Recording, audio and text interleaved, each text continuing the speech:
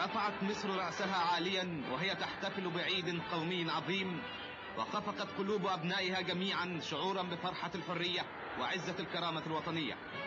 وصل الرئيس جمال عبد الناصر وقيادة الثورة إلى منطقة القناة، إلى الأرض الحبيبة التي تعود حرة خالصة لمصر بعد أكثر من 70 عاما، للاحتفال بتسليم أكبر معسكر بريطاني بالمنطقة للقوات المسلحة المصرية تنفيذا لاتفاقية الجلاء. ورفع الرئيس العلم، علم مصر، خفاقا عاليا في سماء العزة والحرية، ثم أزاح الستار عن اللوحة التذكارية تخليدا لاسترداد أرض القناة. وأرسل الرئيس بعد ذلك حجر الأساس لمسجد معسكر الشلوفة. وسط الهتافات المتصاعدة من القلوب، اتخذ الرئيس وقادة الثورة أماكنهم في المنصة الرئيسية، حيث بدأ عرض عسكري رائع لقوات رمزية من الجيش المصري الباسل.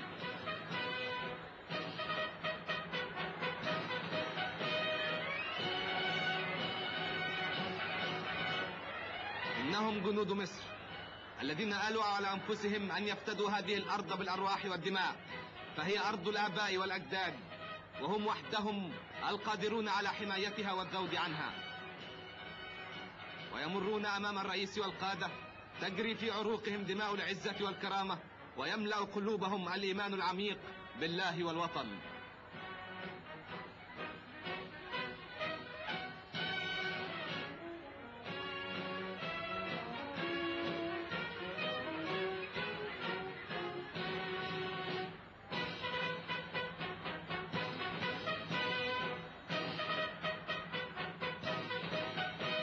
مرت تشكيلات من فتيات وشباب الحرس الوطني، فوج آخر من أبناء مصر الحرة جاءوا ليساهموا في هذا اليوم المجيد في تاريخ الوطن.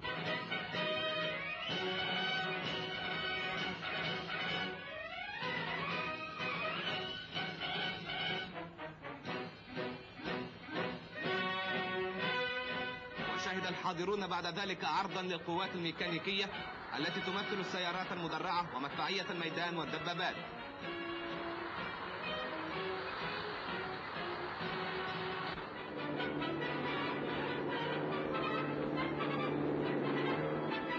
وسلم السيد الرئيس القادة الأربعة لمنطقة القنال الأعلام التذكارية التي سلموها بدورهم لحملة الأعلام.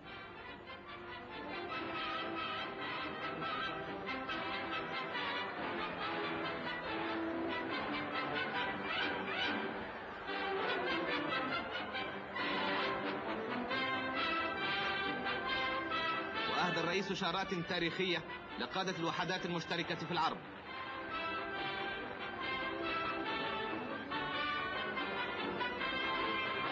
كما أهدى قادة المنطقة درعا تذكاريا للرئيس بهذه المناسبة.